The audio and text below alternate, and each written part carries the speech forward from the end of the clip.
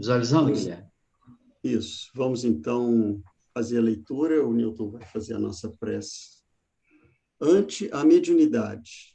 Reunião pública de 15/1/1960. Questão número 30 do Livro dos Espíritos. No trato da mediunidade, não andemos à cata de louros terrestres, nem mesmo esperemos pelo entendimento imediato das criaturas. Age e serve, ajuda e socorre sem recompensa. Recordemos Jesus e os fenômenos do Espírito. Ainda criança, ele se submete no templo ao exame de homens doutos que lhe ouvem o verbo com imensa admiração, mas a atitude dos sábios não passa de êxtase improdutivo.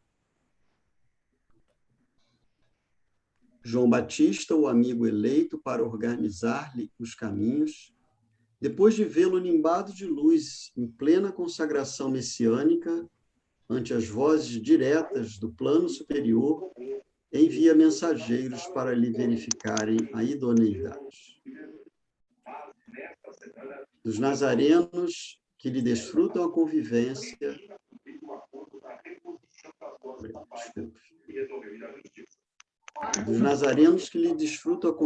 apenas recebe zombaria e desprezo. Dos enfermos que lhe ouvem o sermão do monte, buscando tocá-lo ansioso, na expectativa da própria cura, não se destaca um só para segui-lo até a cruz.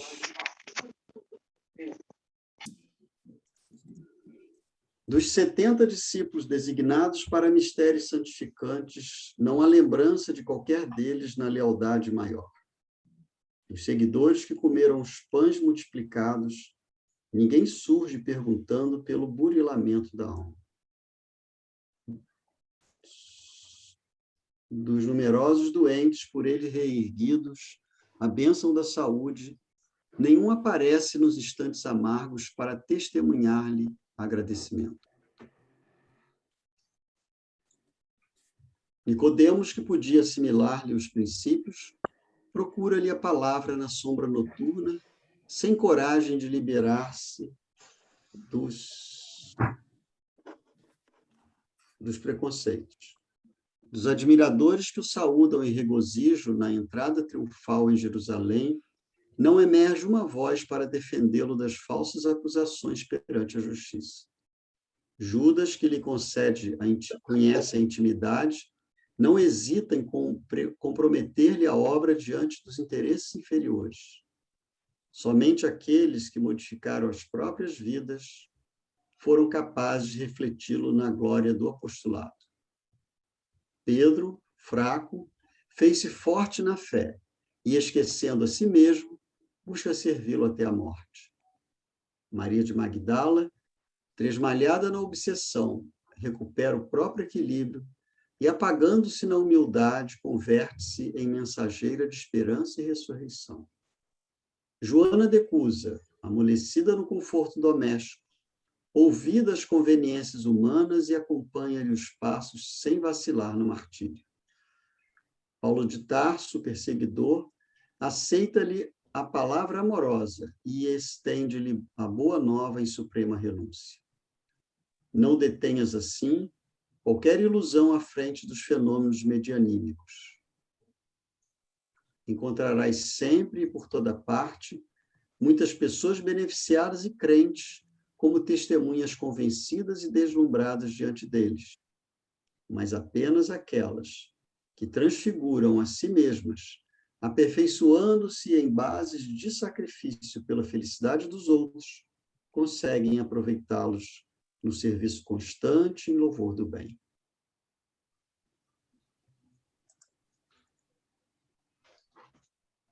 Vamos, então, fazer a nossa prece para o início dos nossos estudos da noite de hoje, elevando o nosso pensamento, sempre inicialmente, de gratidão ao nosso Pai, pela bênção da hora, da oportunidade em que nos reunimos em Teu nome.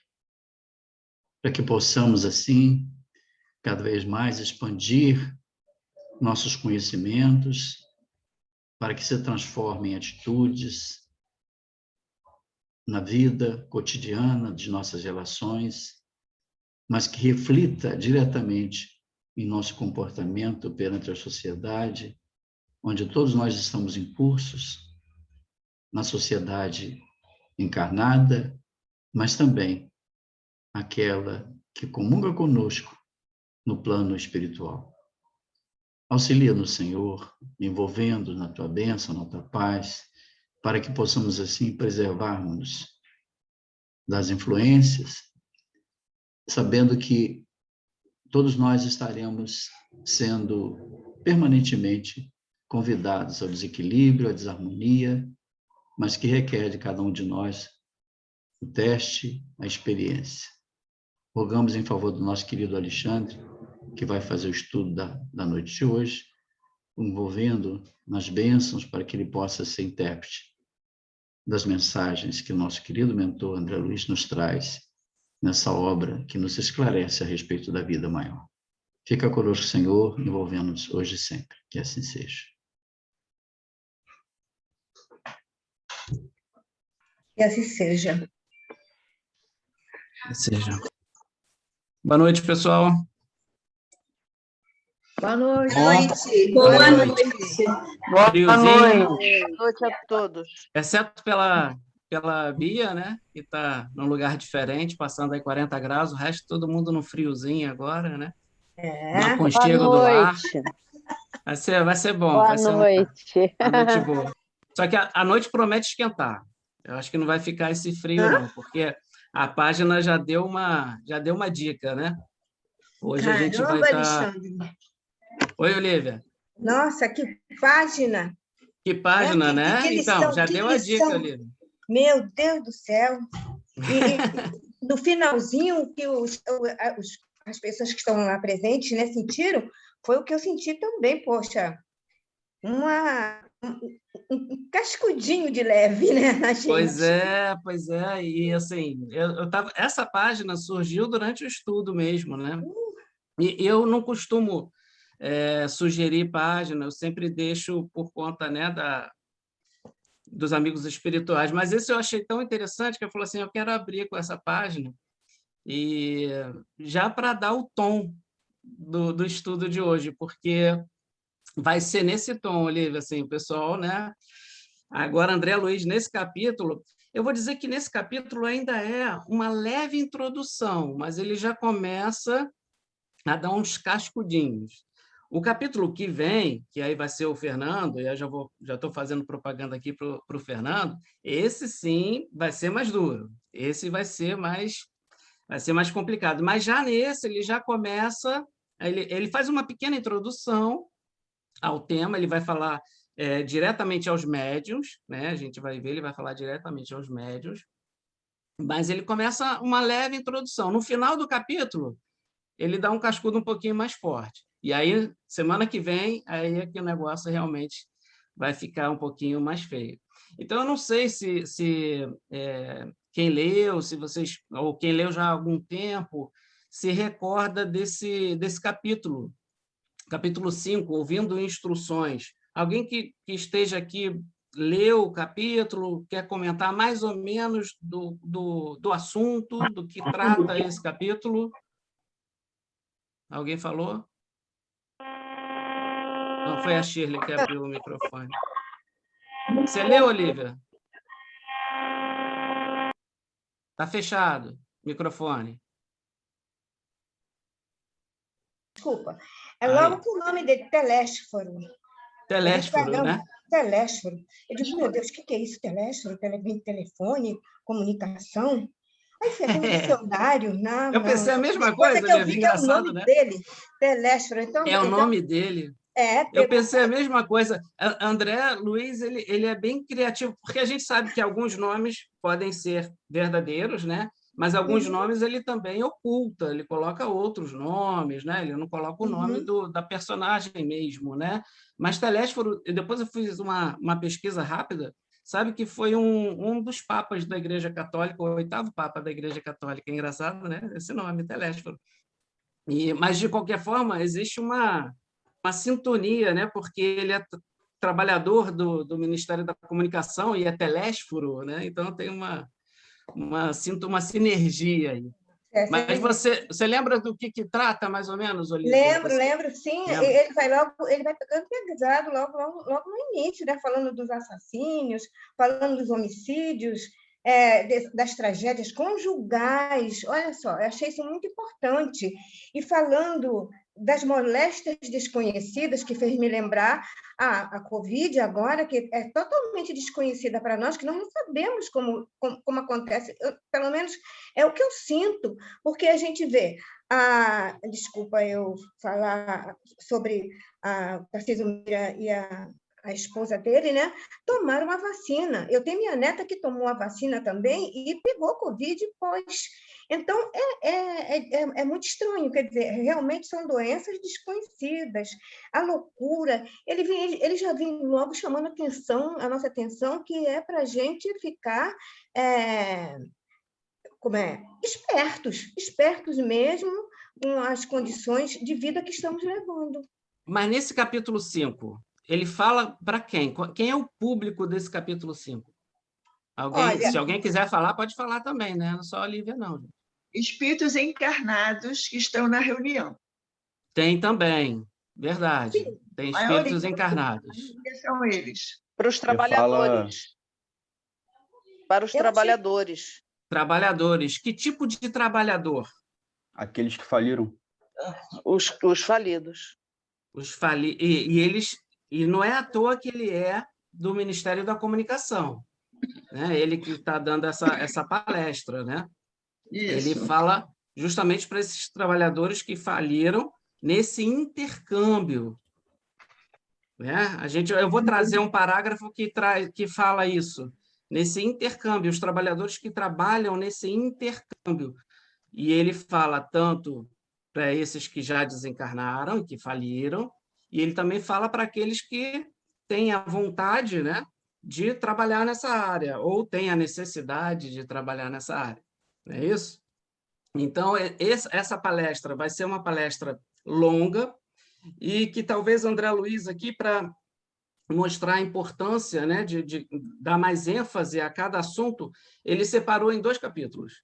Então, essa é uma grande palestra que vai começar agora no capítulo 5 e ela finaliza lá no capítulo 6. Então, como eu disse, agora no capítulo 5, ele vai fazer uma introdução, vai começar a trazer alguns assuntos. E aí, como sempre, eu não vou trazer o capítulo todo, tá? Eu vou trazer uns trechinhos, e aí nesses trechinhos a gente vai discutindo, né, o que eu achei mais interessante para a gente destacar. Então, logo nos primeiros parágrafos, ele traz para a gente justamente isso, né? Quem está fazendo a palestra e quem são aqueles que estão assistindo essa palestra. Então, diz lá André Luiz: hoje, explicou o nosso orientador, dirigindo-se a Vicente de maneira particular, teremos a palavra de Telésforo, antigo lidador, ou seja, antigo trabalhador, né, da comunicação, que pediu a presença de todos os aprendizes do trabalho de intercâmbio entre nós e os irmãos encarnados. Isso que eu falei. Isso, exatamente.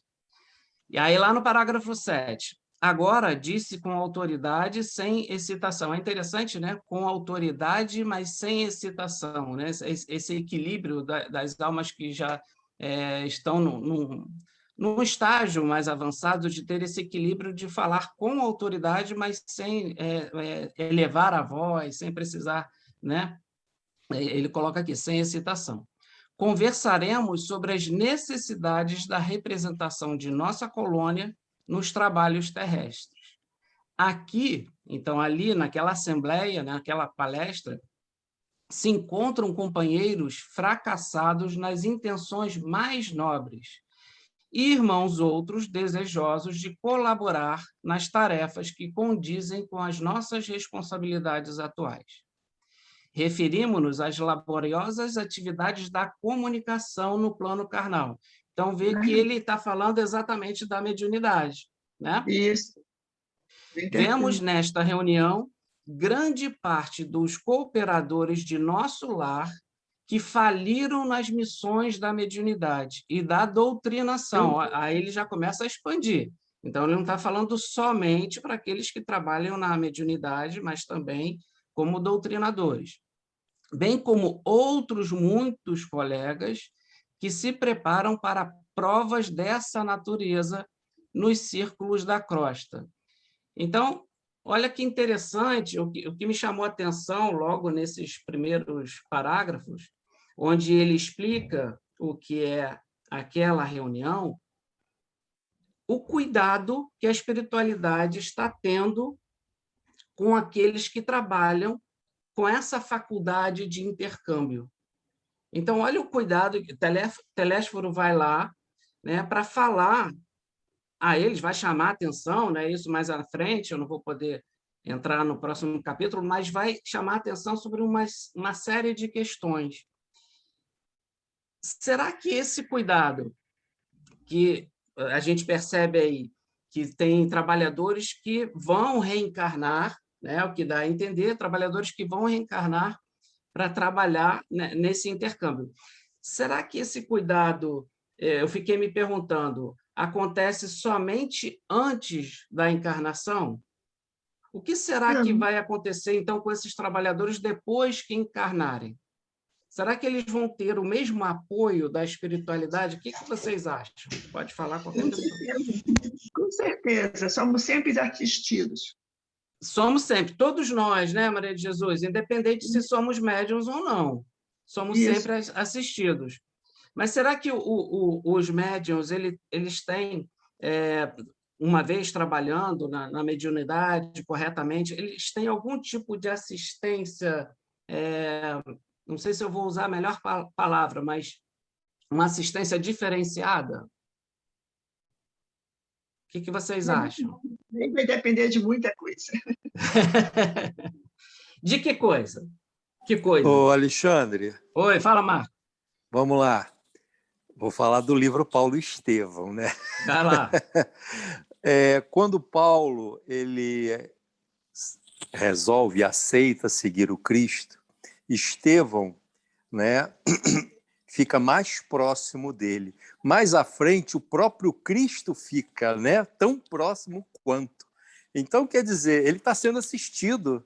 Boa Quanto lembrança. mais você se devota ao trabalhar no bem, você angaria muito mais na espiritualidade, né, espíritos que estão querendo ajudar, somar. Um exemplo próximo nosso aqui, Chico Xavier foi um deles. Sim. Com certeza. Verdade. Divaldo. Divaldo também.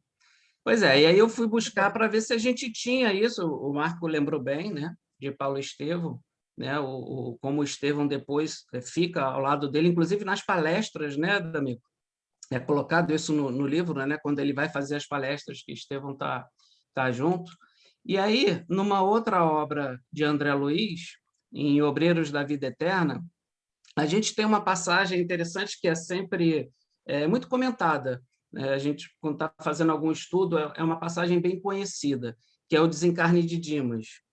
Então, no desencarne de Dimas, né, que era um trabalhador, né, espírita, a gente tem uma declaração de um daqueles que o auxiliava e que está ali nesse momento, também participando da desencarnação dele, que é Fabriciano. Olha só o que Fabriciano vai dizer para a gente. Ele diz assim, ó, sempre tive por Dimas sincera admiração pelo proveitoso concurso que soube oferecer-nos. Integro a comissão espiritual de serviço, que vem atendendo aos necessitados por intermédio dele. Nos últimos 6 anos, foi sempre assíduo nas obrigações, bom companheiro, leal irmão. Aí André fica surpreso e pergunta, né, justamente essa questão que a gente está fazendo agora. Há, desse modo, comissões de colaboração permanente para os médiuns em geral? E aí ele vai responder como a Maria de Jesus respondeu agora, depende. Ele diz o seguinte, não me reporta a generalidade, redarguiu o interlocutor, porque a mediunidade é título de serviço como qualquer outro. E há pessoas que pugnam, ou seja, que lutam, que pelejam pela obtenção dos títulos, mas desestimam as obrigações que lhes correspondem. Gostariam, por certo, do intercâmbio com o nosso plano, mas não cogitam de finalidades e responsabilidades. Em vista disso, não se estabelecem conjuntos de cooperação para os médiuns em geral, mas apenas para aqueles que estejam dispostos ao trabalho ativo. É justamente o que a Maria de Jesus estava falando agora, depende de um monte de coisa, né? Então, Fabriciano está trazendo para a gente, está revelando que ele participou de uma comissão espiritual de serviço, de auxílio a Dimas, e que existem, de fato, né, essas comissões, mas que nem todos, não são os médiuns em geral, que têm esse auxílio, mas necessita de alguns requisitos. Aqui ele dá brevezinho alguns requisitos, né, algumas virtudes, vamos dizer assim, que Dimas possuía. Ele diz lá, né, foi sempre assíduo nas suas obrigações, era bom companheiro, era um irmão leal, enfim, deve ter tido várias outras virtudes que fizeram com que fosse concedida essa comissão para auxiliar Dimas na tarefa dele enquanto encarnado. E a gente percebe que não só durante a encarnação dele, mas também agora no seu desencarne. Então, ele está sendo atendido no seu desencarne, nesse momento tão delicado, né, que a gente conhece, que é o desencarne, que, como diz Chico, cada um tem o seu, né, como uma impressão digital, cada um vai ter o seu desencarne, não dá para generalizar nada, e ele está sendo atendido. Agora, será que, depois do desencarne, no caso de Dimas, não, provavelmente ele vai para uma colônia, a gente sabe o tipo de trabalhador que foi. Mas se Dimas não fosse esse trabalhador, né, que tivesse todo esse apoio e desencarnasse, e uma vez na espiritualidade, não estivesse muito bem, será que ainda assim existe esse auxílio? Aí a gente vai retornar, né? Porque Maria de Jesus falou ali, o auxílio existe para todos. Mas será que existe um auxílio em particular para esses médiuns que falham, né? E por conta dessa falha, eles vêm, por exemplo, a enlouquecer? Vocês se recordam de alguma coisa, de algum livro? Silêncio. Alexandre, Oi, Olívia. eu me lembrei das câmaras de retificação, né? Não sei se tem a ver. As câmaras acabam. Ali deve ter. São espíritos de todas as qualidades, se é que eu posso falar dessa forma. É, né? Verdade. Pode ser médios, pode não ser. E tem um amparo, né? Tem, sempre vai ter, né? A gente sabe, às vezes demora um pouquinho mais, por nós sermos refratários mesmo a esse auxílio, né? Lembrando até do próprio André Luiz. Ele foi refratário ali, ele não conseguia enxergar, né, os amigos espirituais que estavam ali ao lado dele, né, querendo ajudá-lo. Né? Até o próprio André Luiz estava ali aprendendo, né? Aprendendo, isso. Mas tem um local... Alguém falou? Deixa eu voltar. Sou eu. Porque, como no André Luiz, os créditos grandes eram da sua mãe. Então, o pedido, ela faz a Clarencio para auxiliá-lo. Sim, verdade. É a mãe que pede, exatamente. Então, nós temos todos uma e Clarence fica ali um tempão, né? Esperando para ver se André Luiz consegue entrar em sintonia ali, né? Para ele poder auxiliá-lo, né? Pois é. Mas eu lembrei de um livro bem interessante. Alguns podem ter lido já. Não sei se vocês lembram desse livro, Tormentos da Obsessão. Do Divaldo, né? E onde nos chama a atenção, né, esse local fundado por Eurípides Barçanufo, né, onde ele auxilia os médiuns falidos que vêm a enlouquecer. Não sei se vocês lembram disso. Então, esse local é chamado de Sanatório Esperança.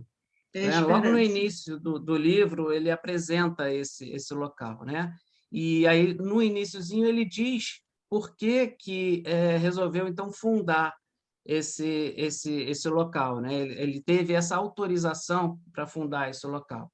Então, deixa eu ler rapidamente aqui. Ele diz assim, ó: formando verdadeiras legiões de alienados mentais que se agrediam uns aos outros, chafurdando em paisagens de sombra e angústia, constituídas por abismos de sofrimentos insuportáveis, condoeu-se a Eurípides, particularmente por identificar que muitos deles haviam recebido o patrimônio da mediunidade iluminada pelas lições libertadoras do Espiritismo, mas preferiram enveredar pelos dédalos da irresponsabilidade.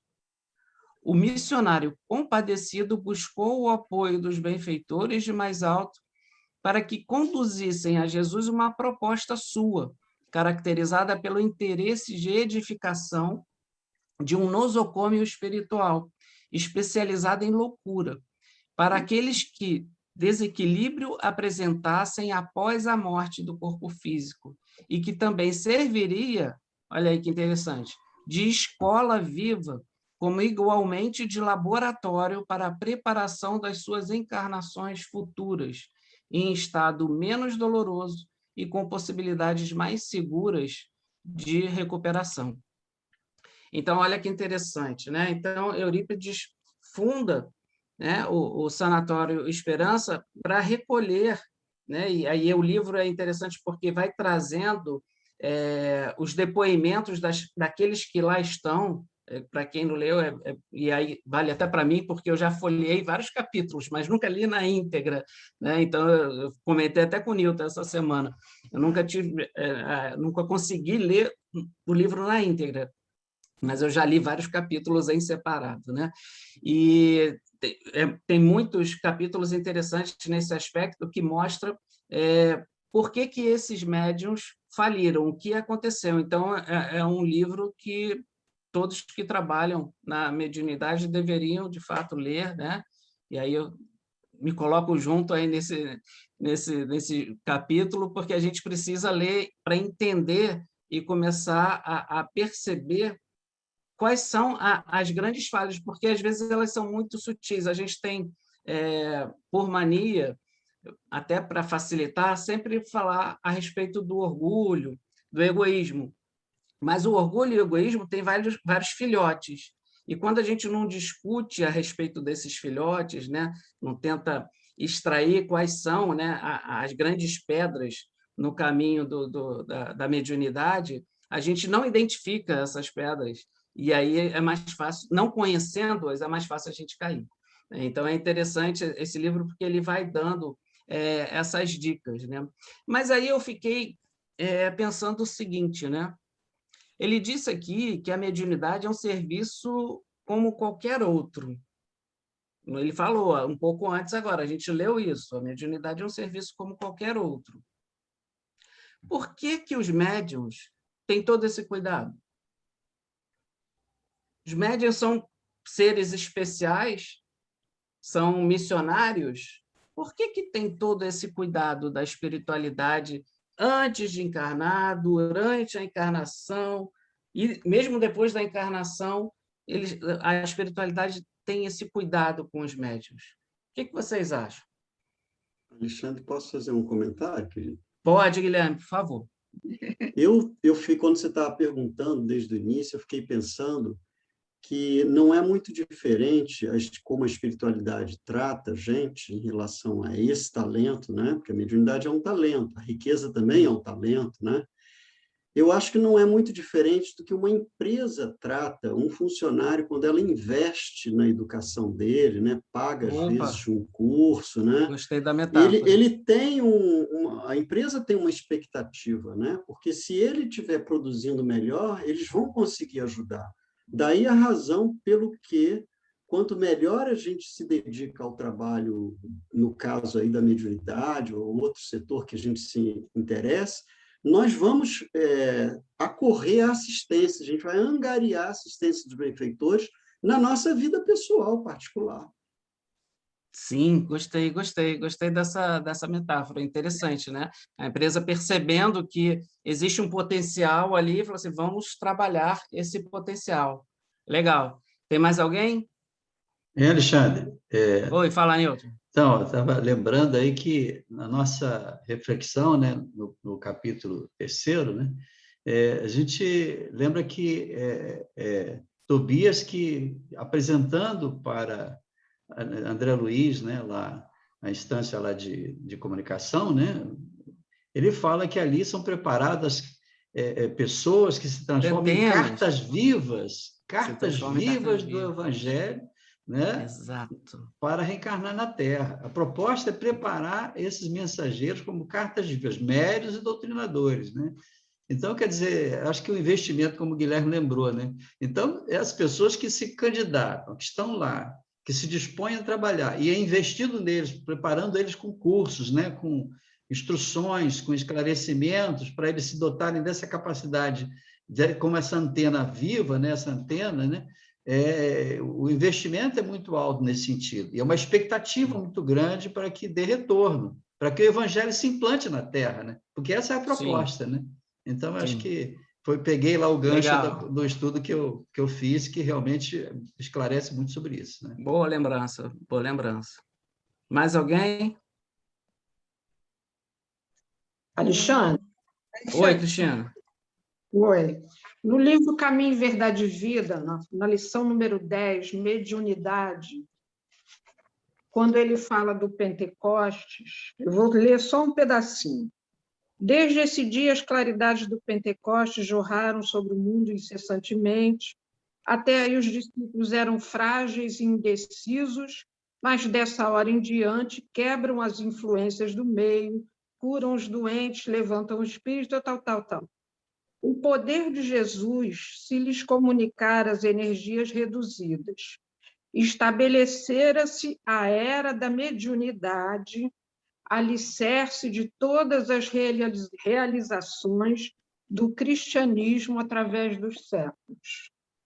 Então, aqui nessa página, ele fala que a mediunidade era o alicerce da vinda do cristianismo. Muito bom. Então, muito bom. A página que a gente leu semana passada. Muito legal. É por isso que eu gosto de abrir sempre, porque vem tanta coisa, né? A gente não é capaz de ler tudo, de lembrar de tudo, e vem tanta coisa que agrega, né? E que ajuda no estudo. É bem por aí mesmo, né? Uma coisa que eu lembrei também, não sei se vocês se ideia da importância da mediunidade. Não a importância da mediunidade. Entendeu? Exatamente. É maior do que a gente imagina. Porque é uma das coisas mais importantes da responsabilidade da vinda do Cristo, do restabelecimento do cristianismo aqui no planeta, né? Então, e aí, nesse sentido da importância da mediunidade, eu lembrei daquela questão, que é muito conhecida a questão, mas nem todo mundo lê até o final a resposta, que é a 919, que fala do conhece-te a ti mesmo. Lá no finalzinho da 919, quem gosta muito de mencionar isso é o João Aparecido. Aliás, eu aprendi com ele a primeira vez que ele mencionou isso. Porque lá no finalzinho da 919 é revelado o objetivo do Livro dos Espíritos. Lá eles falam, o objetivo do Livro dos Espíritos é mostrar, porque a maioria fala que o presente, né, a situação presente é positiva e o futuro é incerto. E eles dizem que o objetivo do Livro dos Espíritos é mostrar que o futuro não é incerto, que depende muito do que nós fazemos, o que nós realizamos aqui enquanto encarnados. Então, não existe essa incerteza. Então, veja só, se eles escrevem, né, ou ditam um livro com mais de 1000 perguntas, que tem como objetivo principal mostrar para a gente que o futuro não é certo, imagine, então, os médiuns trabalhando, mostrando que existe a vida além do túmulo e mostrando que essa vida além do túmulo e as próximas são decorrentes do que nós fazemos agora, ou temos fazido, né? Então, que o futuro, de fato, Não é certo. Então, eu lembrei muito dessa questão 919.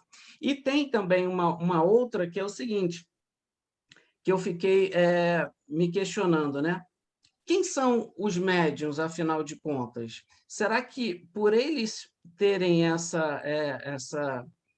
vamos dizer, essa capacidade, ou esse talento, como foi mencionado, prefiro o talento, como foi mencionado, que foi concedido, será que essa característica, né, isso tem alguma influência também, assim, o fato deles serem médiums, será que quem foram eles? Né? Eu fui buscar esse assunto também. Vai esclarecer um pouquinho mais aqui na frente. Né? Alexandre, Oi, Somos médios. posso só falar uma coisinha? está falando a Márcia. Que me chamou a atenção quando eu li, porque ele escreve assim, médiuns e doutrinadores. E doutrinadores, isso. Será que eu podia comentar por que ele fez médiuns e doutrinadores, que ele podia ter escrito só médiuns? Então, exatamente. E aí, eu acho que ele botou só doutrinadores, mas eu acho que isso se estenderia também aos palestrantes. Isso se estende também a todo mundo que trabalha com a mediunidade, de alguma forma, até intuitiva. Não só os médiuns ostensivos, porque todos esses têm uma responsabilidade. Os médiuns ostensivos, é onde eu vou entrar agora, né? Tem uma característica, tem um porquê deles serem médiuns ostensivos. Então, existe alguma coisa que a capacidade de ser médium ostensivo vai auxiliar a eles mesmos, e a gente vai entender por quê. Mas eu entendo que isso também se amplia aos doutrinadores, que estão ali frente a entidades que necessitam de ajuda. Imagina, eu não participo de mesa mediúnica, eu não sei quantos espíritos ali visitam, que dão comunicação, né? Lógico que a gente não tem ideia quantos estão ali em volta, né? Mas dão comunicação, eu não sei quantos dão, mas imagina um doutrinador que trabalha semanalmente, quantas pessoas ele tem a oportunidade de auxiliar. E aí a gente vai ver a característica dos médiuns, e aí, quando eu mostrar aqui, a gente vai entender que também se estende aos doutrinadores, também se estende àqueles que fazem estudo, também se estendem aos palestrantes. Todos eles têm a mesma responsabilidade. E eu não ia falar isso não, mas deixa eu falar as características, depois eu vou contar um caso meu, e aí você vai entender. Deixa eu falar aqui as características, então, por que esse cuidado... Oi. Será que ele é Úrsula? Será que quando ele fala dos doutrinadores, ele também não fala dos doutrinadores de outra religião? Porque no capítulo 6, ele fala das outras religiões também, dos líderes de outras religiões. Eu acho aqui, Úrsula, porque aqui nesse capítulo, e mais à frente, eu não vou nem entrar, mais à frente eu não vou comentar, tem uma outra parte, que ele deixa bem claro que ele está falando aos espíritas, nesse capítulo. Mas concordo que, quando a gente fala de mediunidade, a mediunidade não é restrita aos espíritas. A mediunidade é comum a todos. Então, concordo com você que outros doutrinadores, de uma forma diferente, também têm a mesma responsabilidade. Responsabilidade, é nesse sentido que eu falo. Nesse sentido, sim. Se a gente falar de uma forma mais ampla, com certeza, com certeza. Todos aqueles que estão colocados hoje em postos, né, dessa responsabilidade de levar a mensagem de Jesus, eles também se enquadram aqui. Mas nesse capítulo eu percebo que ele fala diretamente aos espíritas. E tem uma partezinha, como eu falei, eu não vou comentar aqui, que ele separa isso. Ele fala, inclusive, de outras religiões. E eu acho que ele está direcionando justamente para os espíritas. Tá? Ficou claro? Ficou sim, obrigada. Legal. Então, vamos lá. Então, quem são os médiuns? Então, Emmanuel, no livro do próprio nome, né, no capítulo 11, ele vai dizer para a gente quem são os médiuns. Ele diz assim, ó, Não é para ninguém ficar triste, não, tá? Ele só está dizendo quem são os médiuns. Por favor, não fiquem tristes. Os médiuns, em sua generalidade, percebam que tem uma vírgula, não são missionários, na acepção comum do termo. São almas que fracassaram desastradamente, que contrariaram sobremaneira o curso das leis divinas e que resgatam, sob o peso de severos compromissos e ilimitadas responsabilidades, o passado obscuro e delituoso. O seu pretérito muitas vezes se encontra enodoado de graves deslizes e de erros clamorosos. Quase sempre são espíritos que tombaram dos cumes sociais pelos abusos do poder, da autoridade, da fortuna e da inteligência, e que regressam ao orbe terráqueo para se sacrificarem em favor do grande número de almas que desviaram das sendas luminosas da fé, da caridade e da virtude. São almas arrependidas que procuram arrebanhar todas as felicidades que perderam, reorganizando com sacrifícios tudo quanto esfacelaram nos seus instantes de criminosas arbitrariedades e de condenável insânia. Pesado, né? Mas não é para ficar triste, não, gente. Olha só. Todo mundo erra gravemente, né? Todo mundo já errou gravemente. Então, isso é algo comum. O que Emmanuel está destacando é que aqueles que recebem essa concessão da mediunidade é porque o erro deles, grave como de a maioria, né, de nós, no passado, ele se estendeu para uma comunidade, ele se estendeu para um grande número de pessoas. E que a mediunidade, porque o médium vai ter a oportunidade de ajudar a muitos, vai facilitar esse resgate do médium. Então, é por isso, foi a Úrsula, né, que tinha perguntado, não, foi a Márcia. Por isso, Márcia, que quando a gente fala de doutrinadores e quando a gente fala de todos os outros que trabalham na mediunidade, da mesma forma, eu estou falando aqui para vocês, tem 57 pessoas participando agora da reunião. Outras tantas, como vai ficar gravado, outras tantas, elas vão assistir esse estudo. Então, olha a responsabilidade que eu tenho agora, só de falar já dá até tremedeira, de se falar alguma besteira, de estar desencaminhando alguém, né? Então, é essa oportunidade que nos é dada para que a gente possa resgatar talvez um pretérito onde a gente desencaminhou uma multidão. Então, todos nós temos essa responsabilidade. Aí eu vou contar, o tempo está rolando, não sei nem se eu vou chegar ao final. Vou contar, aqueles que me conhecem assim, bem de pertinho, conhecem esse episódio que aconteceu comigo. Mas eu não costumo contar para todo mundo, não. Mas agora todo mundo vai ficar sabendo.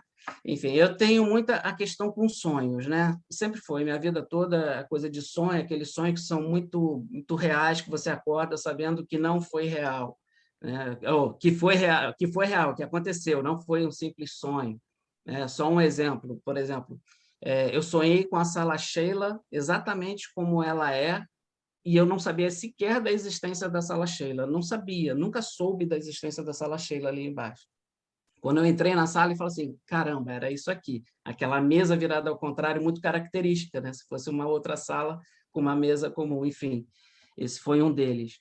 E um dos que eu tive, eu era assim, não conhecia o espiritismo, era um jovenzinho de 17, 18 anos, não tem tanto tempo assim, né? Foi há pouquinho tempo atrás, por isso que está fresco na memória.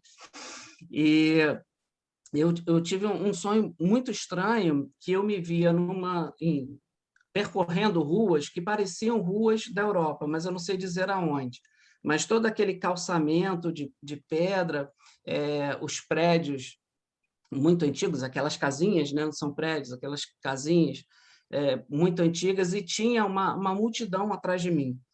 E eu ia percorrendo e eu falava, eu não me lembro exatamente o que era, tá? Não lembro das palavras, eu lembro do sentimento. E eu estava ali falando de Jesus. Só que eu falava de Jesus de uma forma muito levando as pessoas a prática exterior, sabe? Não era para elas pensarem para dentro, mas sim fazer algumas coisas de forma exterior. Não era o verdadeiro sentido das palavras de Jesus. Só que o problema é que eu sabia disso. Eu estava falando e eu sabia disso. Eu sabia qual era o sentido, mas eu deturpava o sentido. E foi muito estranho, assim, no meio do sonho. É sonho, né, gente? Então, apareciam, tipo, bolinhas de aniversário, alguma coisa assim que demonstrava que era uma prática exterior, sabe? E eu ia levando aquelas pessoas e pensava comigo, não sabem de nada, né? São bobas, são tolas. E eu carregava essas pessoas. Manipulador. Exatamente. Não joga mais, não, David. Já é muito difícil. Manipulador, exatamente. E aí eu acordei, lógico, porque eu não entendi nada. E passei anos sem entender isso. E foi um sonho que ficou muito marcado, principalmente porque tinha a figura de Jesus e eu, na época, não participava de religião nenhuma, né? Não conhecia nada de Jesus naquela época. E isso ficou muito marcado em mim. E aí, quando começaram, eu não aceitei, né? Veio um convite para falar fora da casa de André, eu não aceitei. Depois veio um outro convite para falar no André, eu não aceitei. E aí eu só fui aceitar no terceiro, né? Mas, assim, com muito medo. E aquele sonho retornava. Eu falei assim, não, agora eu tenho que falar com seriedade. Agora eu tenho que falar sobre o que, de fato, são as mensagens, né? Então, você queria passar o que eu vivi, né? Porque eu acho que em qualquer posto que nós tenhamos dentro da casa espírita, existe um motivo da gente estar ali e a gente tem que tratar aquilo com muita responsabilidade, né?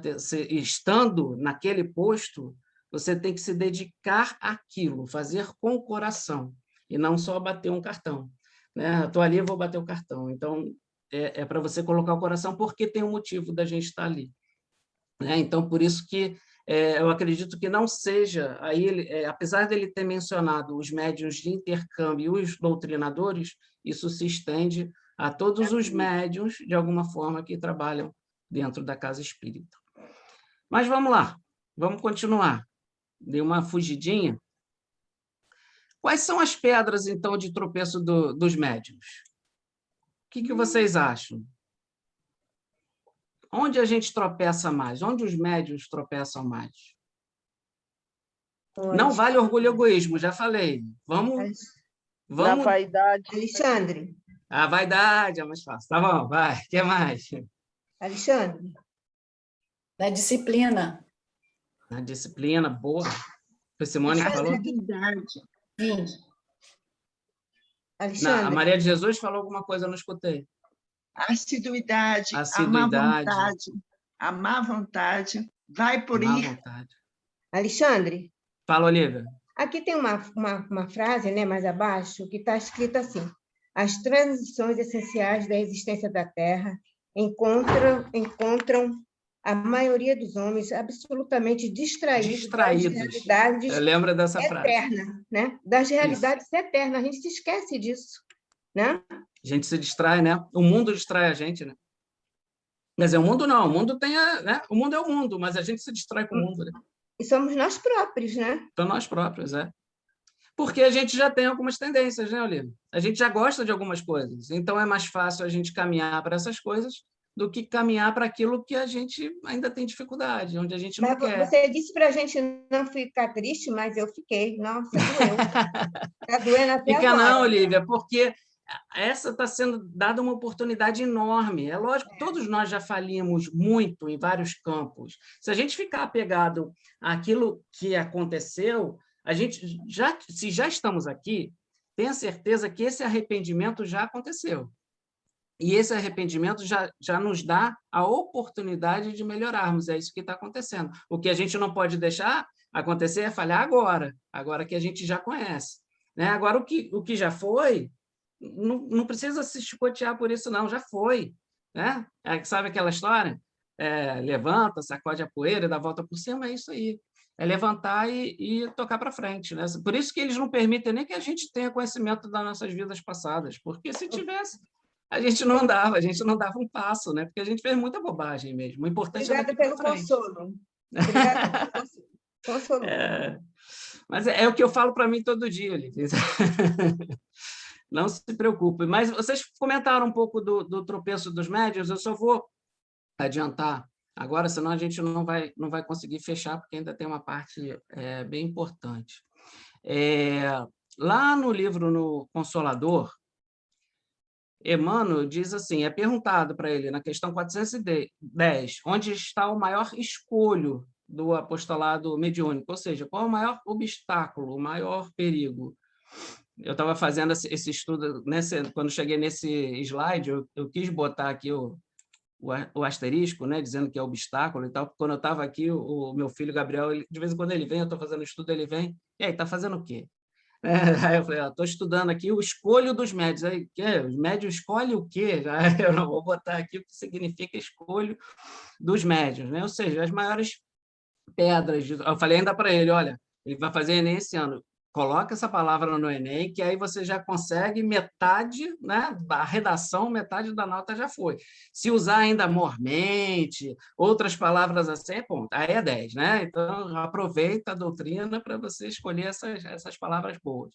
Então, vamos voltar lá ao assunto. O primeiro inimigo do médium reside dentro dele mesmo. Frequentemente é o personalismo, é a ambição, a ignorância ou a rebeldia no voluntário desconhecimento dos seus deveres à luz do Evangelho, fatores de inferioridade moral que não raro o conduzem à invigilância, à leviandade e à confusão dos campos improdutivos. E o segundo inimigo, mais poderoso do apostolado mediúnico, constitui-se daquele que se convenceu quanto aos fenômenos, ou seja, dos médiuns que, né, já entenderam o significado, estão convencidos, mas não se converteram ao Evangelho pelo coração, trazendo para as fileiras do Consolador os seus caprichos pessoais, as suas paixões inferiores, as suas tendências nocivas, opiniões cristalizadas no endurecimento do coração, sem reconhecer a realidade de suas deficiências e a exiguidade dos seus cabedais íntimos. Então, Emmanuel aqui já diz, né? Como eu falei, todos os filhotes, ele já enuncia todos os filhotes aqui do orgulho, do egoísmo. Então, ele fala do personalismo, da ambição, e também do segundo, né, que ele diz aqui, que é conhecer, né, saber dos fatos, conhecer todas as leis, saber as perguntas do Livro dos Espíritos de trás para frente, de frente para trás, mas não colocar o coração, não converter o coração ao Evangelho, que é o grande trabalho que a gente tem para fazer. Eu vou passar rapidinho para a gente chegar no final, porque tem um livro que é bem legal, que é do Eliseu Rigonati, que é Mediunidade Sem Lágrimas, que ele fez o seguinte, ele fez um resumo, porque se fôssemos lá no Livro dos Médiuns, a gente ia descobrir vários escolhos, está lá no Livro dos Médiuns, e ele fez um resumozinho bem interessante dessas dificuldades que todos os médiuns podem cair, né? Podem tropeçar nessas pedras. Então, ele diz assim, ó, ele listou 10. Então, ele falou da falta de análise das comunicações, né? Ou seja, aqueles médiuns que dão as comunicações e eles mesmos não analisam a comunicação que eles deram, da leviandade, ou seja, utiliza a mediunidade para futilidades, para bobagens, da indiferença. O que é indiferença? É não considerar aquilo, a mensagem que está dando. Ou seja, se é uma mensagem boa, não levar essa mensagem para si mesmo. Lembra daquela história do Divaldo, né? Que ele questionou a Joana, reclamou com ela por que ela não dava nenhuma mensagem para ele, e ela falou assim, todas as mensagens é tu, você, faça, ou seja, as mensagens eram para ele, né? Eu ainda brincou com ele, falou, você divulgou porque você quis, problema seu, mas as mensagens eram para você. Então, os médiuns que têm essa indiferença não trazem as mensagens que divulgam para si mesmo. A presunção, que é aquela característica, né, de achar que só recebe mensagem de espírito superior. O orgulho, aí o orgulho já está aqui, né, bem característico, né, que quando a gente pensa que vale mais que os companheiros, né, aquele companheiro que está ali, não, isso aí ainda tem muito que aprender, né? A suscetibilidade, esse é uma característica grande, né? O que tem de melindre, né, que é o excesso de amor próprio, como a gente muitas vezes se melindra por besteira, a gente está se melindrando. A exploração da mediunidade, esse eu nem preciso comentar, né? Quando a mediunidade ele traz uma recompensa material, né? O egoísmo, aí já destacado também, junto com o orgulho, quando usa a mediunidade somente para si, por exemplo, ficar investigando o que foi em vidas passadas, né? Através da mediunidade, o que eu fui, o que minha mãe foi, o que meu irmão foi, enfim. A inveja, né? Quando tem uma mensagem, uma comunicação, ou uma pessoa faz um trabalho que ele acha melhor do que foi o dele, né? Então existe essa inveja. E os elogios, esse aí é a grande casca de banana, né? Para mim, assim, eu acho que elogio também, porque justamente destaca, né? Traz à tona esse amor próprio, né? Esse orgulho, né? A vaidade que foi falada. Então, eu achei bem interessante esse resumozinho que o Eliseu Rigonati ele faz. E aí, Emmanuel traz também a quantidade de médiuns que falha. Ele tem um livro dele que ele comenta isso. Ele diz aqui, ó, um livro roteiro, mais de 2/3 dos médiuns do mundo jazem ainda nas zonas de desequilíbrio espiritual, sintonizados com as inteligências invisíveis que lhes são afins. 2/3 dos médiuns do mundo. 2/3 aí, os engenheiros me ajudam, mas já deve dar o quê? Uns 65%, quase 70%, né? Por aí, né, Guilherme? É isso aí, 2/3. Então, olha a quantidade dos médiuns. 66,66666. Opa, obrigado. É bom ter engenheiro no grupo, né? É isso aí. E deixa eu dar uma... Ah, caramba, isso aqui eu tenho que falar, mesmo que eu atrase um pouquinho, viu? Mesmo que eu vá para passar um pouquinho. Que é uma questão muito interessante, que ele comenta da fatalidade, da mediunidade como fatalidade evolutiva, ou seja, dizendo, então, que a mediunidade vai ser algo corriqueiro, né? Uma fatalidade evolutiva de todos nós. Eu lembrei daquela passagem de Atos dos Apóstolos, né? Que vossos jovens terão visões, os velhos sonharão sonhos. Então, isso como uma fatalidade evolutiva. Pena que a gente não vai conseguir aprofundar um pouco mais isso aqui, né? Porque a grande questão é a seguinte: se é uma fatalidade evolutiva, então quer dizer que os médiuns mais poderosos são aqueles que se encontram mais evoluídos? Né? Será que, então, aqueles que progrediram mais, então é um médium poderoso? Isso pode levar a esse questionamento, né, como fatalidade evolutiva. Então, aquele médium que é muito poderoso, ele já está muito evoluído, né? E aí a gente vai ver que não é bem assim. Lembra que lá na frente, Emmanuel já falou, né? Os médiuns, o que a grande maioria, na generalidade, né, o que aconteceu para ser médium nessa existência ou em qualquer outra existência.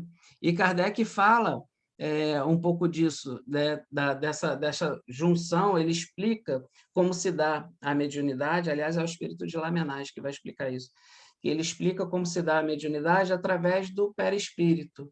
Então, por isso que todos nós somos médiuns, todos são médiuns, porque todos possuem perispírito, e a mediunidade se dá através do perispírito.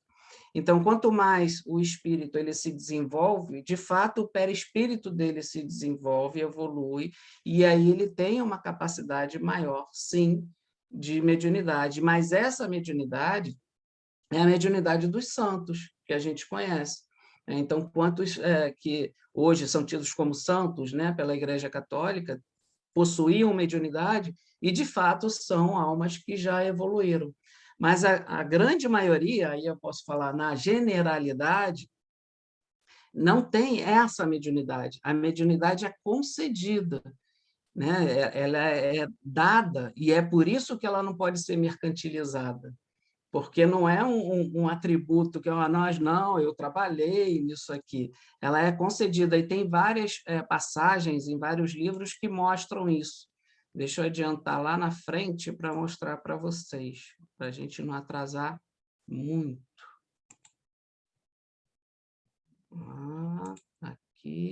Aqui, ó. Aqui, em Tormentos da Obsessão também, ó, mais uma vez em Tormentos da Obsessão.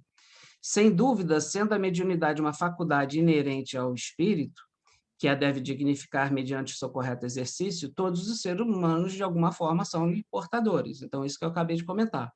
Quando se expressa mais ostensivamente, em razão de compromissos espirituais anteriores, é campo muito vasto a joeirar. Ou seja, é justamente essa condição, né? Devido a compromissos espirituais anteriores, ela é expressa mais ostensivamente. De que forma? Ela, mais uma vez, em Tormentos da Obsessão, a gente tem o capítulo 11, que fala do insucesso de Ambrósio, que era um médium, que revela isso, né? Então, ele diz assim, há quase 70 anos mergulhou no corpo físico, o Ambrósio, né? Sob a carinhosa assistência de benfeitores que o inspiraram e se prontificaram a ajudá-lo por mais de meio século em atividades espirituais significativas. Enriquecido com mediunidade ostensiva, ou seja, ele foi enriquecido. Ele não era rico de mediunidade ostensiva, ele foi enriquecido com mediunidade ostensiva, preparou-se para cooperar com a divulgação da doutrina espírita. Então, existem realmente esses dois acontecimentos, né, de ou você desenvolver o perispírito, porque você se desenvolve, e aí nos diz, Chico dizia isso, né, que a mediunidade vai ser um outro sentido, a gente já fala de sexto sentido, então esse sexto sentido vai ser a intuição, né, vai ser algo comum, justamente por esse desenvolvimento da criatura, a evolução normal, da mesma forma como nós evoluímos nos nossos corpos físicos, né? Então, o espírito se desenvolvendo, desenvolve o perispírito, desenvolve o corpo físico, e aí a mediunidade vai se dar de forma mais natural, vamos dizer assim, para todos, né? E essa mediunidade ostensiva, então, a gente percebe que ela é tratada, né? O nosso espírito é tratado para que nós possamos ter a oportunidade, aí voltando, de auxiliar a muitos. E, provavelmente, esses muitos são aqueles que nós nos colocamos no caminho errado, né? Nos equivocamos no passado, ou, como diz a Nádia, erramos mesmo, né? Equivocamos é muito brando. Nós erramos e colocamos no caminho errado. E aí a gente chega no último parágrafo, finalmente. Chegamos, só tem esse agora, né? No último parágrafo, onde ele começa a aumentar o tom para o próximo capítulo. E aí esse parágrafo eu quero ler. Esse parágrafo ele é duro, né? Mas se preparem para a próxima semana. Ele diz assim: a essa altura, Telésforo interrompeu a lição em curso e, fixando o olhar percussiente na Assembleia, tornou em voz mais alta. Então, percebe que ele queria dar uma ênfase. Quem não deseje servir, procure outros gêneros de tarefa. A comunicação não comporta perda de tempo nem experimentação doentia, sem grave prejuízo para os cooperadores incautos. Noutros ministérios, a designação de trabalhadores define com precisão todos os que colaboram com o Divino Mestre. Aqui, porém, acima de trabalhadores, precisamos de servidores que atendam de boa vontade. E aí André Luiz disse que, nesse instante, em vista dessa longa pausa que ele deu justamente para fixar essa ideia, né, ele identificou a forte impressão que ficaram nos ouvintes, porque ele disse, olha, eu não quero saber de trabalhador, eu quero saber de servidor. Que diferença ele está estabelecendo nesse momento aqui, de trabalhador e de servidor? Qual será essa diferença para a gente finalizar? Prometo, Guilherme. A gente finalizar. quem são os trabalhadores e quem são os servidores? Trabalhador talvez seja aquele que faça por fazer, sem botar o coração, como disse Maria de Jesus. Acredito. Essa é uma das razões, né? Hoje, né, no campo, vamos falar aqui do campo material, né? Nós, a grande maioria de nós trabalha, né, tem uma empresa e tal, nós somos trabalhadores dessas empresas, né? E, enquanto trabalhadores, nós somos remunerados por isso, não é isso? Nós temos horário, um horário de começo, um horário de fim, né? Alguém colocou aqui, a Regina falou sentimento. Sim, vai por aí, Regina. Nós temos esse horário e nós somos recompensados. Servidor é o que se doa, está sempre pronto para servir. Exatamente. O servidor ele não está pensando na recompensa. O servidor era aquele que lá no feudalismo, muita gente confunde com escravidão, não tem nada a ver a servidão com o servidor, né? Aquele que é servil, com a escravidão. Era aqueles que eles recebiam as terras, e tem até uma parábola de Lucas que fala sobre isso, eles recebiam as terras e eles eram livres, eles não eram escravos, eles tratavam aquela terra e o lucro que eles tinham dali, eles dividiam com o Senhor. Né? Então, mas eles cuidavam da terra, eles tinham paixão por aquilo, eles faziam sem esperar o pagamento. O pagamento era o próprio serviço deles. Então, o que Telésforo está dizendo aqui, da condição, né, para trabalhar nesse campo, é de trabalhar justamente, como disse a Regina, com sentimento, né, sem esperar o bônus hora, né, sem esperar... Né? Doação de si mesmo. Doação de si mesmo. E aí, o último slide eu peguei aqui de um livro também, de Emmanuel, onde ele coloca essa condição de ser servidor. É do livro Roteiro, capítulo que se chama Observações. Eu peguei só 2 frasezinhas, onde ele diz assim, ó, só o grande amor pode compreender as necessidades de todos.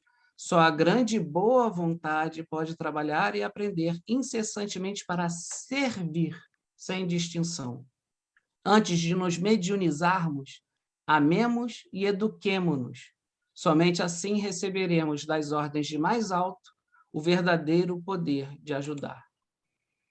Então, esse é o sentido de ser servidor, né? Trabalhar com amor. E, enquanto médiuns de qualquer esfera, a recomendação de Emmanuel é, antes de nos mediunizarmos, para amar, nos educar, né? E aí poder servir melhor. Desculpe ter passado hoje, foram 9 minutinhos. Parabéns, Alexandre. Eu acho que o estudo foi muito rico. Acho que você soube pontuar as coisas essenciais que o Telésforo nos recomendou e que André Luiz anotou muito bem para nos repassar, né? Essa foi a grande missão da comunicação com as esferas da Terra. Nós vamos ouvir a prece que a Ana vai fazer, e aí depois a gente, ao encerrar a gravação, a gente abre para todos comentarem, que acho que vale a pena comentar. Vamos, então, agradecer. Acima de tudo, gratidão por esta hora, por esses momentos. Que esses ensinamentos possam iluminar as nossas mentes, os nossos corações, nos levando à coragem de enfrentar nós mesmos, no sentido de buscarmos o nosso caminho junto a Jesus. Te agradecemos, amigos queridos, a você também, Jesus, por esses momentos. E pedimos também para tantos que se encontram em situações, nesse momento de transição, de provas, de desafios grandes, mas sabendo que todos são capazes de vencer. É necessário agora unir as nossas forças e direcionar no ponto que nós já sabemos qual é. Buscar a nossa libertação de tantos valores que muitas vezes corroem a nossa alma. Então, que esse estudo possa nos levar, na noite de hoje, a fortalecer aqueles sentimentos profundos e que possam levar a nossa felicidade, a alegria de quando chegarmos no final dessa estrada, reconhecer que nós vencemos não o mundo, mas a nós mesmos. Muito obrigado por tudo, hoje e sempre. Que assim seja. Assim seja.